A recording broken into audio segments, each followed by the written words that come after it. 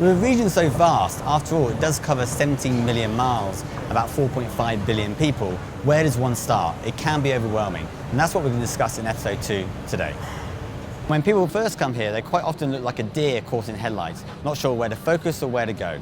What normally happens is what I call AirMiles disease. Symptoms include being seen at the airport lounge on a Sunday night at 9 p.m, coming back on Friday, an obsession with collecting air miles and points to get those elusive gold cards, and despite living in a glorious hot climate, an inability to get a tan. So the key, as always, is focus. It's about understanding where the biggest opportunities are for you. Now, I can't help you there, but what I can give you is some general trends of what we're seeing happening in this region right now. First things first, let's kill this idea of the whole of Asia is one big emerging economy. The reality is most of the markets you're dealing with will already be developed or developing. Let's take China as an example. How can we call China an emerging market when it's already the world's second biggest economy, has already 2.5 million millionaires, and quite frankly has 33 Prada stores, more than anyone else? That's not emerging to me, that's developed and developing. The same can be said about Singapore, Hong Kong, Korea, and Japan. The reality is, for most of these markets, you need the same level of sophistication as you would for any campaign that you're doing in the West, whether that be in Europe or in the US. So then you have the developing markets, and for me, these are some of the most exciting, the ones that will give you the biggest reward over the next decade or so. But for one reason or another, normally political or geographical, they haven't quite developed yet. Take the case of Indonesia, huge potential with 250 million people.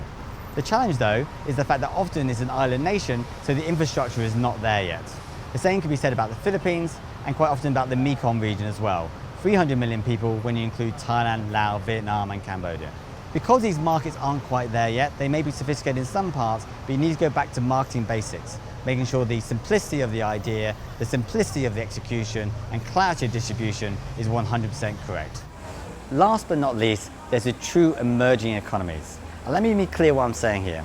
I'm not claiming there aren't millions of people in this region that are still suffering from poverty and living on $1 or $2 a day. My argument is there's very few countries where the economic development is not in full swing or well on its way. Two good examples of this are Laos and Myanmar. Myanmar, for example, only 1% of the population is currently online. So unless you're in mining or oil, you're very unlikely to be spending your time focusing on these regions anyway. And why understand all this? Well, it's all about greatest return for your time and focus. So whereas trips to Ho Chi Minh City or Bangkok may look fantastic for your passport and your Facebook updates back home, the reality is trips to Jakarta, Shanghai or Beijing will probably deliver the biggest stock market return. So to summarize, first things first, there are very few truly emerging markets left in Asia. Most of the markets are either developed or developing, and focus your time and energies in the big cities that will make the biggest difference to you. In the next episode, we're going to explore arguably the biggest opportunity in the region, that of China.